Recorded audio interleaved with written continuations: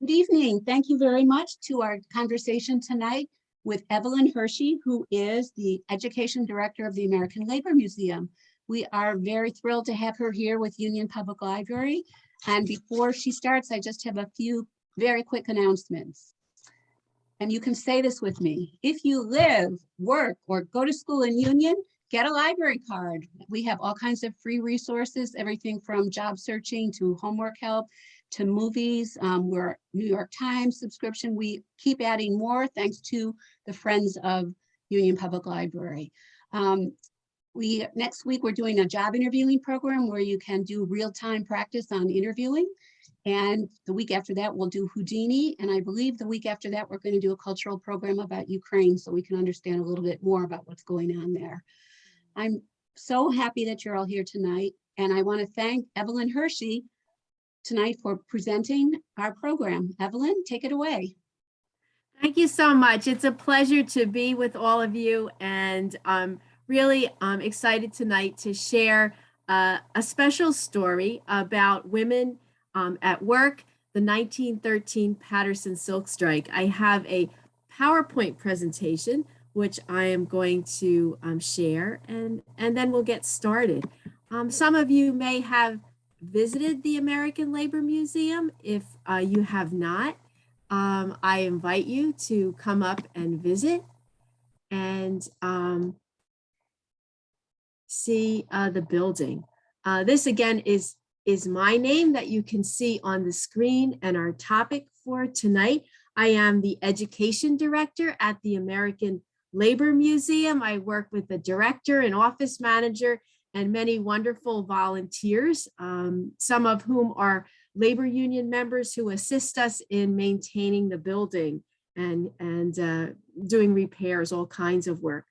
The museum is headquartered in the historic Botto House National Landmark at 83 Norwood Street in Haledon, New Jersey. And you can see our website there if you're interested in learning more, labormuseum.net. There is the museum on the left-hand side and two images of period rooms on the first floor. There is more to see inside of the museum, but the first floor contains furnishings from the family who lived there. This building was the home of immigrant silk mill workers, Pietro and Maria Botto, and their 4 daughters. They offered their home as a meeting place for their fellow strikers during the 1913 Paterson Silk Strike. Upton Sinclair, the writer, Elizabeth Gurley Flynn, the union organizer, and other champions of labor spoke from the second floor balcony of the Botto family's home to workers of many nationalities who assembled before the house. This action and others like it brought about reforms in the workplace broadly enjoyed by Americans today. The home earned National Landmark designation in 1983, and in that year, the museum opened to the public. Its mission is to advance public understanding of the history of work, workers, and the labor movement throughout the world, with special attention to the ethnicity and immigrant experience of American workers. In recognition of Women's History Month, and for the next hour, our topic of consideration is Women at Work, the 1913 Paterson Silk Strike. We're going to briefly discuss the history of the strike and focus attention on the roles of several women, specifically teenage weaver Hannah Silverman, young mother Caroline or Carrie Golzio, and industrial workers of the world union organizer Elizabeth Gurley Flynn. So let's begin with a short history of the 1913 Paterson Silk Strike. And I'm sure some of you have heard about the strike or know something about it.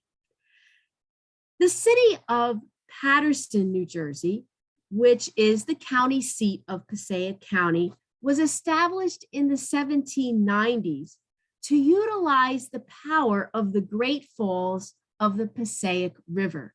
And on the left-hand side of my PowerPoint, you see a view of the Great Falls in the distance with not too much water falling over the rocks in this photo. And on the left side of the photo, the hydroelectric power plant that exists today that you can see when you visit there today. And an image in the center of the historic district as it is today, and a historical photo inside of a silk mill. Mill buildings were built along raceways that transformed the power of the Great Falls and the Passaic River into energy to drive machines. These mills manufactured many things during the long history of this industrial city, including cotton textiles, steam locomotives, Colt revolvers, and aircraft engines. In the late 19th and early 20th centuries, the factories produced silk fabric in great quantities. In 1913, however, the silk mills stood silent for 6 months as workers joined in a strike that brought the city national attention. Silk was first manufactured in Paterson in 1840, but did not prosper until after the Civil War, when high tariffs on imported silk products helped American producers compete with their European rivals. Silk manufacturing was a big business before the days of synthetics. The city of Paterson had many advantages for the silk trade. It had abundant water supply for power and processing and good transportation facilities.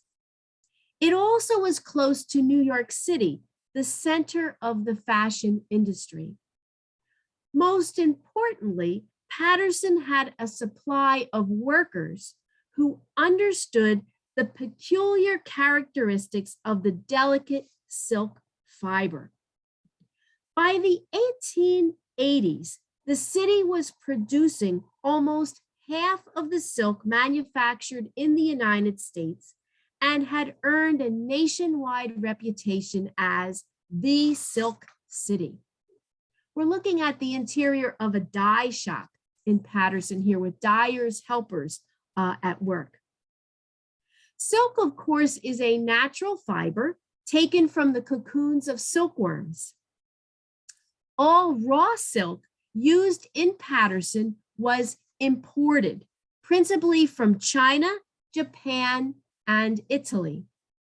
The process of producing silk fabrics was divided into 4 stages: throwing, dyeing, weaving, and finishing. And throwing refers to twisting the silk fibers into threads strong enough to be used in the looms.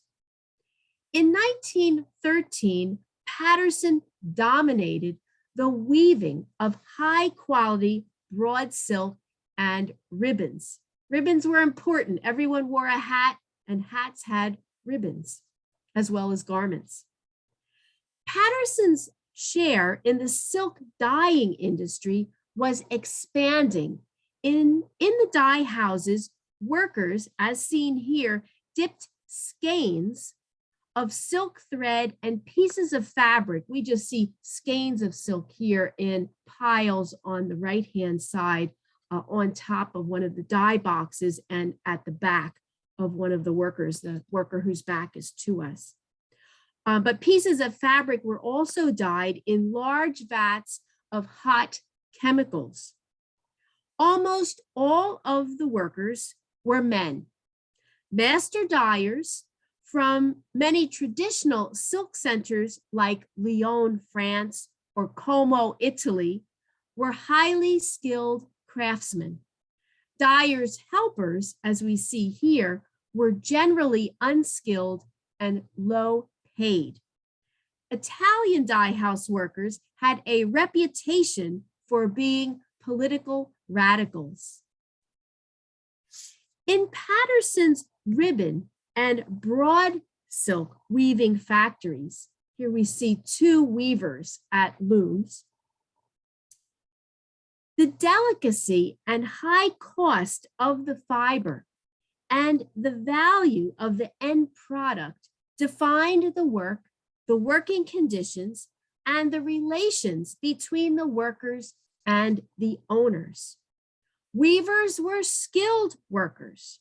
Most were immigrants, often from traditional silk textile areas in England, Germany, Italy, and what is now modern day Poland and Russian-speaking areas.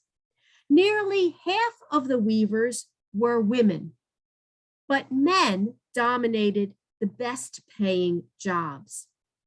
Children worked too and might spend the rest of their working lives in the silk, as they said in Paterson. Beginning in the 1880s, Paterson's owners began moving some of their operations to Pennsylvania, in part to avoid labor disputes. Reacting to increased competition, they tried to change work rules that had been accepted for a generation. They used differences of gender, ethnicity, skill, and ideology to keep workers divided. An enlarged and strengthened police force in Paterson began to see labor protest as a threat to established society. Violence, discrimination against Italians and other recent immigrants, and repression of radicals increased. The weaver that you see on the right-hand side, the young woman that you see, is operating what is called a jacquard loom. There is a stack of jacquard cards or punch cards over her left shoulder and above where the weaving takes place, where her hands are located. And those punch cards give direction to the loom to create a pattern of broad silk. Weavers who learned to operate jacquard looms were quite skilled. It took a good 10 to 12 years to be able to run the looms properly. And they learned from their parents and relatives who were working in the mills. They went along to work with them and watched them work and became then accomplished weavers in their own right. The gentleman on the left-hand side is operating a ribbon loom. And he is, as you can see, wearing an apron to prevent any loose parts of his clothing from slipping into the machine. It had no safety stops and could cause serious injury. There were instances of scalping, workers whose hair got tangled in the machines, or loss of parts of fingers in the moving parts of the loom. The working day in the Paterson silk mills was 10 hours long by 1913, with half a day on Saturday, totaling for a 55-hour work week. Wages were well below the average for industry as a whole. In other words, if you worked in one of Paterson's locomotive erecting shops, you could make more money. But the silk mills were considered better places to work because they were kept cleaner than other factories, kept clean because the owners had invested in the raw silk, which was imported, and wanted to ensure that they got a return on this investment of raw silk. The factories were not kept clean for the benefit of the workforce. In spite of the owners' efforts to reduce silk weaving to a series of simple tasks that could be performed by unskilled workers, Many operations involved a high proportion of handwork that depended on the skill of the individual workers. And again, to operate these looms, it took some experience to operate them properly. Conflict between labor and management was common in Paterson's silk industry. Between 1881 and 1900, that's 19 years, there were nearly 140 strikes. By 1913, there were close to 300 mills in Paterson producing silk, or companies producing silk. So there were a lot of small strikes, but 140 in a 19-year period. Many silk workers came from countries with long traditions of commitment to the working class and willingness to confront management to improve working conditions. Although they did not form permanent unions, they organized effectively at the factory level to defend themselves against changes in traditional work practices, to resist wage reduction in hard times, and to demand raises when sales were up. In most early strikes, the workers enjoyed support throughout the community. It was the workers who elected the city officials and who were friends or relatives of the police, customers of merchants, and members of churches and synagogues. By the first decade of the 20th century, practically every broad silk and ribbon silk mill had one or more labor organizations. A 1911 government survey of the silk industry credited organized labor in Paterson with achieving the 55-hour work week and delaying the introduction of the 4-loom system that was already common in new mills elsewhere in the country. The last part of their winnings is important. The 4-loom system was on the horizon. Workers in Paterson who operated looms operated a 2-loom system, which meant that more workers were employed in the mills. 4 looms meant less jobs.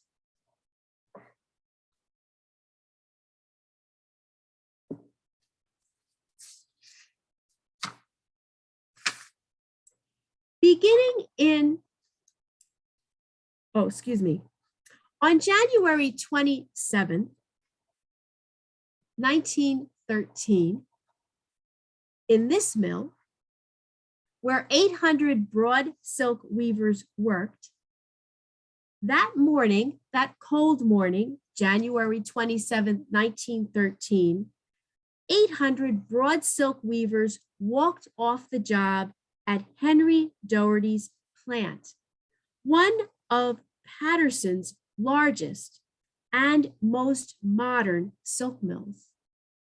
Their grievance centered on Mr. Doherty's extension of the 4-loom system in broad silk throughout the mill. Doherty's new looms were equipped with automatic controls that stopped the machinery whenever a thread broke. This technological improvement made it possible for one weaver to control or operate more than 2 looms, to tend 3 or even 4 instead of the customary 2. Claiming competition from low-wage silk mills in Pennsylvania, in the South, Doherty said he had turned to the 4-loom system, or he had to increase productivity and thus save jobs. He refused to discontinue the system for which he invested a great deal of money. The broad silk weavers of his factory were soon joined by the ribbon weavers and broad silk weavers of other factories, and also the dye house workers. Soon after the strike started, the local representative of the Industrial Workers of the World Union sent out a call to national headquarters requesting help in organizing the strike.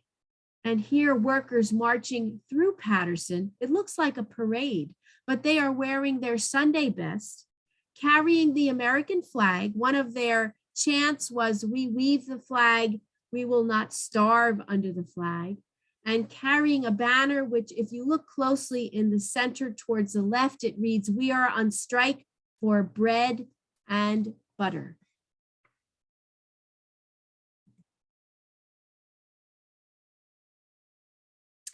The IWW, nicknamed the Wobblies, advocated the formation of unions that included all workers in an industry, whether skilled or unskilled. The union openly rejected the capitalist system. It was founded by socialists. The union had earned a reputation for militant radicalism, even among other union organizers. Big Bill Haywood, seen at the far right here, Elizabeth Gurley Flynn in the center, Carlo Tresca, and other famous IWW leaders arrived in Paterson by mid-February. They helped organize a central strike committee to unite the various crafts and 9 ethnic groups.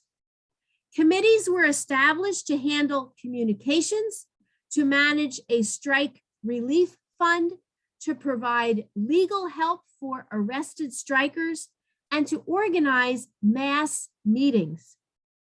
By the end of February, nearly 300 mills and dye houses were closed, as 24,000 men, women, and children joined in an industry-wide strike. They pretty much shut down the city. The strikers' demands were radical for the times. They included the abolition of the 3 and 4 loom system in broad silk and the 2 loom system in ribbon weaving, wage increases for broad and ribbon weavers, dyers, helpers, and other workers, and the 8-hour day. To achieve these demands, the workers relied on maintaining industry-wide unity. They agreed that no one would return to work until all of the owners accepted their terms. Picket lines kept strike breakers out of the mills and intimidated those who did not go back to work. Here, Elizabeth Gurley Flynn, organizer, is speaking to strikers. More than 2,000 workers allowed themselves to be arrested, flooding the jails. A pageant at Madison Square Garden, old Madison Square Garden that is, in New York City, organized by workers, IWW organizers, and sympathetic Greenwich Village intellectuals, attracted national attention. And on the left, you see the cover of the program for the pageant that was created by artist Robert Edmund Jones, with the sale of seats, which was intended to pay for the hall and fill up the coffers of the relief fund so the workers could continue their strike. And on the right-hand side, what looks like a picket line before a factory is actually workers on the stage before a painted backdrop. So they reenacted important events in their strike. From April to June 1913, the home of immigrant silk workers Pietro and Maria Botto in the neighboring streetcar suburb of Halden played an important role in the strike.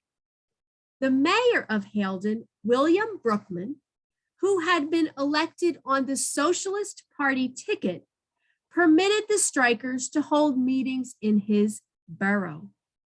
Pietro Botto offered his home as a meeting place for the strikers and the Wobblies' leadership.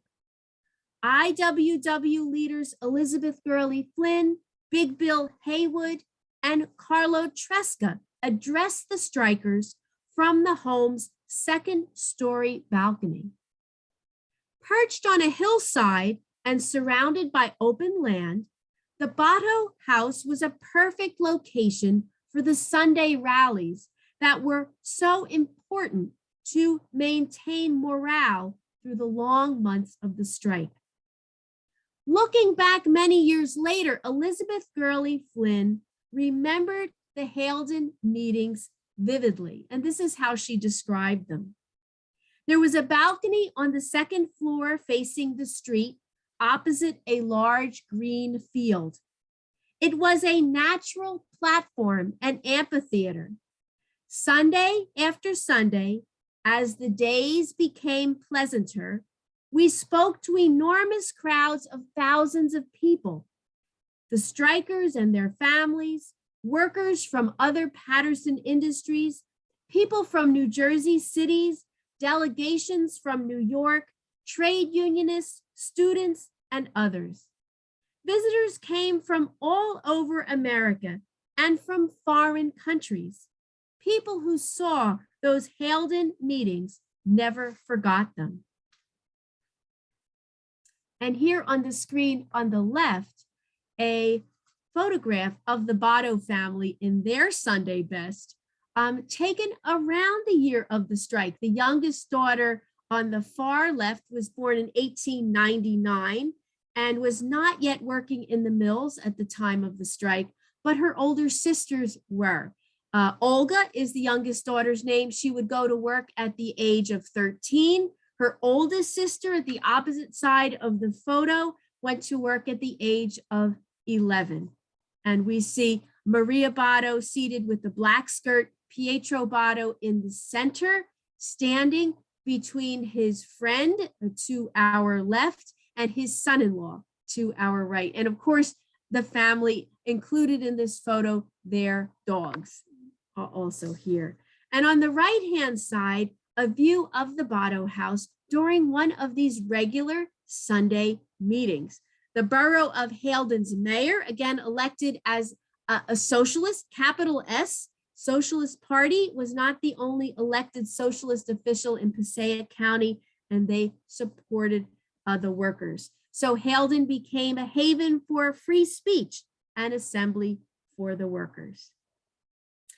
The strike in 1913 was remarkably free of violence. Big Bill Haywood said to the workers, "Your power is in your folded arms. You have killed the mills. You have stopped production. You have broken off the profits. Any other violence you may commit is less than this, and it will only react upon yourselves." The mill owners refused to talk to the union. They tried to set old and new immigrants against each other and worked with police and the courts to forbid speeches and rallies by the strikers. The IWW's battle cry, "Solidarity unconquered, unconquerable," also became the mill owners' primary tactic. They formed a manufacturers association whose purpose was clear. The mill owners would stand united. The owners agreed that the best way to break the strike was to hold out until the harsh reality of empty stomachs and crying children forced the workers to answer the mill whistle. They farmed out what work they could to their Pennsylvania mills, and they waited.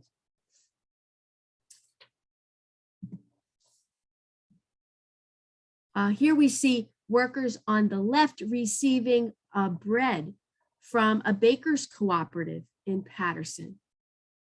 And on the right-hand side, children of silk workers who were temporarily adopted by sympathetic families. They were sent to live with other families so parents wouldn't have the responsibility of feeding them and continued their strike duty. So it was a form of family separation at that time. Most of the children who went to live at other homes were treated well. Some of them were treated like servants in the houses of the places where they stayed. By the end of May 1913, the workers' solidarity began to show cracks. The English-speaking and better paid workers were the first to break. They instructed their representatives on the Central Strike Committee to vote to accept settlements with individual mill owners. At the same time, workers started to cross the picket lines, despite the pleas of the IWW leaders. In July, the Central Strike Committee voted to endorse shop-by-shop settlements. The Paterson silk strike was over officially by August 3rd. The owners had conceded nothing. According to some estimates, the workers lost $5 million in unpaid wages during the strike, and the mill owners lost $10 million in profits. Although the owners agreed to none of the strikers' demands, the two-loom system was still the standard in Paterson in 1919. The mill owners felt a bit chastened. And in that year, 1919, the workers did succeed in winning the 8-hour workday. So, what was the role of women in the mills? While a young man entering silk work might expect to work in the silk his entire life, or at least to work in some employment for his entire life, in the early 20th century, working class girls and women usually moved in and out of the paid workforce, depending on their domestic responsibilities. When they married and thereafter, they worked only as their economic situation or domestic duties dictated. This was true in the Paterson silk industry, though some women who were trained in skilled work had incentives to return to work in the silk after they were married. For widows and women who never married, silk work might provide lifelong employment. And here on the screen beneath the words, we're looking at a photo that was taken underneath the grape arbor of the Botto family's home. Seated in black with a white handkerchief on her lap is Elizabeth Gurley Flynn. Standing behind the two women is Ava Botto, Pietro and Maria's daughter, a striker and a silk weaver, and her friend in the white blouse. Following the strike, Ava Botto was blacklisted. So in order to get re-employed in the mills, she changed her name.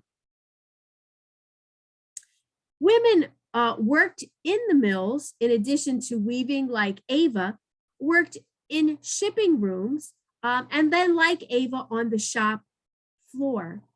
Girls completed unskilled tasks, working as bobbin winders. Women, like Ava, worked as weavers, doing the same job as men for less pay. Women and girls were considered by the manufacturers to be more manageable than men and boys, and were often preferred employees for this reason. Women were also considered cheaper labor And usually the tasks performed by women, whether skilled or unskilled, commanded lower wages than quote unquote men's work. For these reasons, when new machinery was introduced, which required less training and could be operated by women, manufacturers often found it advantageous to employ women. Manufacturers were surprised to have their female employees join the strike in 1913. Though women had been involved in numerous strikes over the years, most attempts at unionization in the silk industry had involved skilled men and not women. During the 1913 Paterson silk strike, about half of the strikers were women, and a quarter of the strikers who were arrested were women. Throughout the strike, women played a non-traditional role. The official local leadership of the broad silk weavers, ribbon weavers, and dyers' helpers were men. But during the strike, an informal group of rank and file leaders emerged, many of whom were women, like Hannah Silverman and Caroline Golzio. Thousands of women played an active role in the picket line, in the relief system, in shop meetings, women's meetings, and mass meetings, and in the Paterson pageant. These women drew strength from their numbers and encouragement from the industrial workers of the world, which was committed to the active involvement of all workers of all genders, whether foreign-born or native, unskilled or skilled. Hannah Silverman was born on January 28, 1896 in New York City. Morris Silverman, her father, was an American-born Jew of German parentage. Sarah Silverman, her mother, was a Polish Jew born in the manufacturing city of Łódź, where her family worked in textiles. Hannah was the second of 4 children. At the age of 17, she became a leader of the 1913 Paterson silk strike. During the strike, she became a symbol of what women could do in labor conflicts. Industrial Workers of the World founder Big Bill Haywood called Hannah, quote, the greatest little IWW woman in America, unquote. And labor activist Elizabeth Gurley Flynn called her, quote, the heroine of the strike, unquote. Employed as a weaver at the Westerhoff Mill on Van Houten Street, Silverman joined the IWW and enthusiastically took part in picketing the mill when the strike began. By the end of February and early in the strike, Silverman emerged as a leader of the strikers due to her public speaking skills and passion. By the time of her first arrest on April 25th, she had become the captain of the pickets at the Westerhoff Mill. On that occasion, the police asked her to disperse the crowd before arresting her and then arresting 47 other pickets. Being charged with unlawful assembly and spending the night in the city jail seemed to have made her more determined to assert her rights and more confident in her ability to do so. She was arrested again and again for a total of 5 times. An assistant prosecutor labeled her a, quote, little agitator, unquote. Addressing a crowd of 20,000 striking workers one Sunday, she said, quote, I've been to county jail 3 times already, but they can't keep me away from the picket lines, unquote. The Paterson Daily News called Silverman, quote, one of the leading lights in the present strike, unquote. And the New York Times found her, quote, pretty and intelligent, unquote, and a, quote, match, unquote, for prosecutors in courtroom savvy. It was reported in the June 21st, 1913 issue of the New York Times that, quote, 17-year-old Hannah Silverman appeared before Judge Kleinert yesterday. Elizabeth Gurley Flynn has referred to this young striker as the Joan of Arc of the silk strike. The judge has a different view. He advised Miss Silverman that her conduct had caused great sorrow to her parents.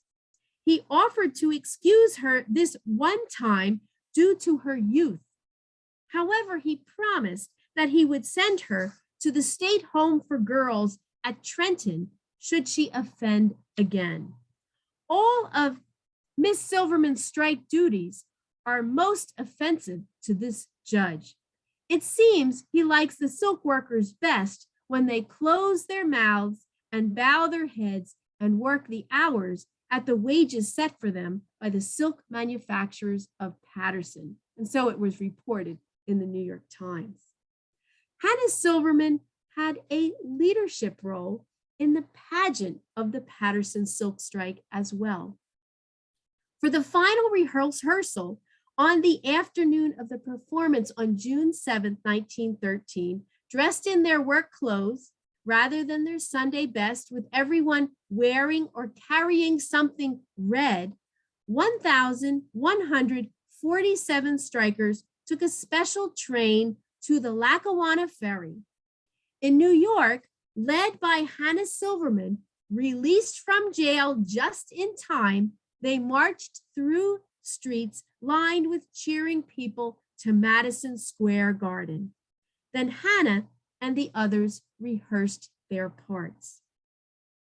Hannah Silverman was almost certainly blacklisted after the strike.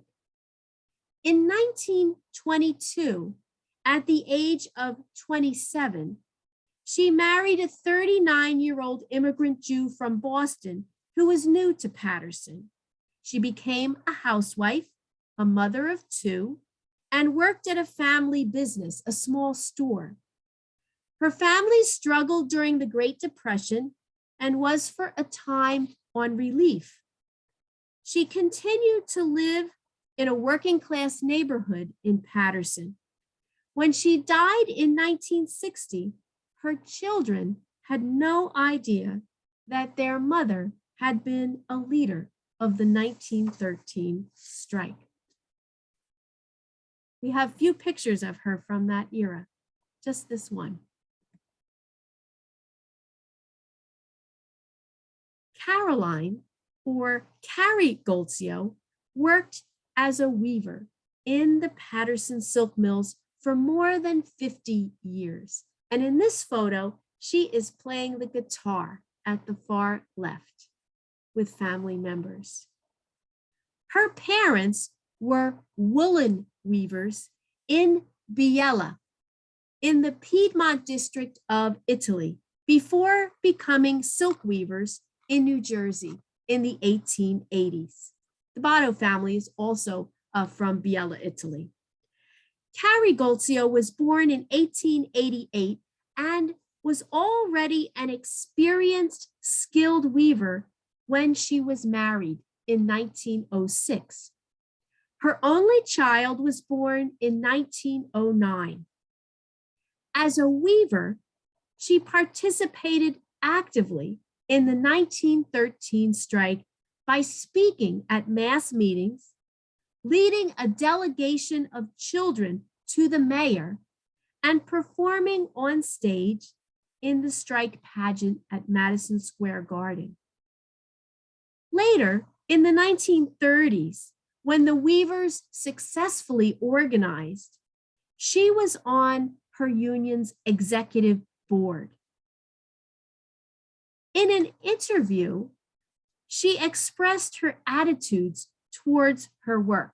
These are her words, and I quote, "My first job I had I went with my father to learn to weave on West Broadway. There was a mill right on the bridge. My father was a weaver, so he took me in there.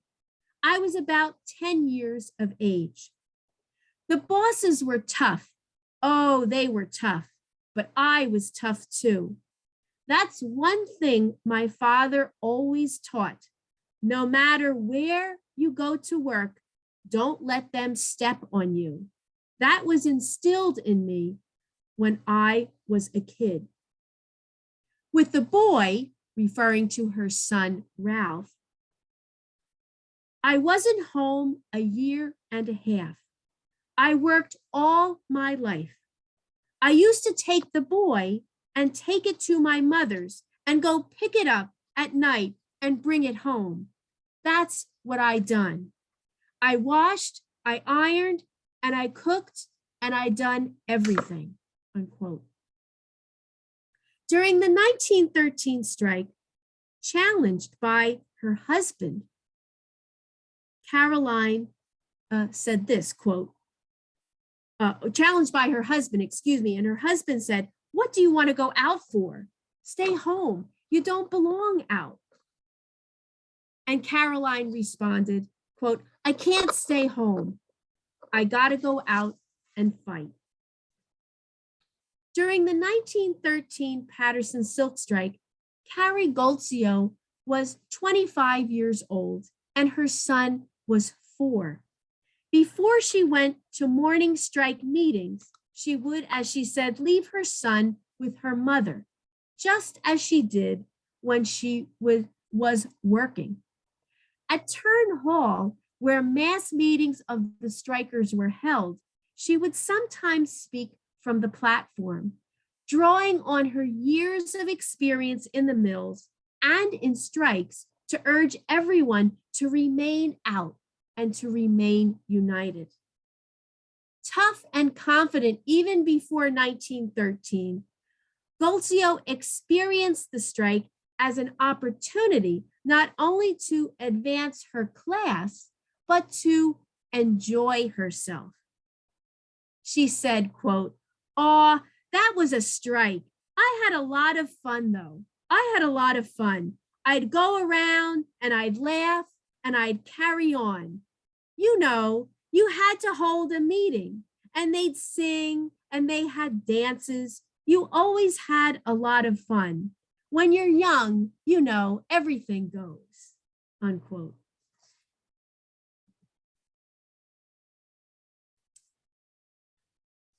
The final woman to be discussed tonight is Elizabeth Gurley Flynn. She was not a silk mill worker, nor a Patersonian. Nevertheless, she spent considerable time in the city during the 1913 Paterson silk strike and returned after the struggle to continue to assist the silk mill workers.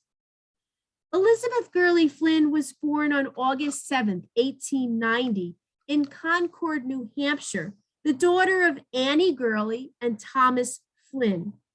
The family moved to New York City in 1900, where she was educated at local public schools. Her parents introduced her to socialism.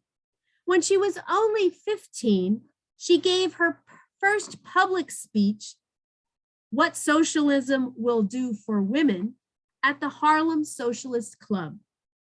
She felt compelled to speak out for social change and left Morris High School before graduation.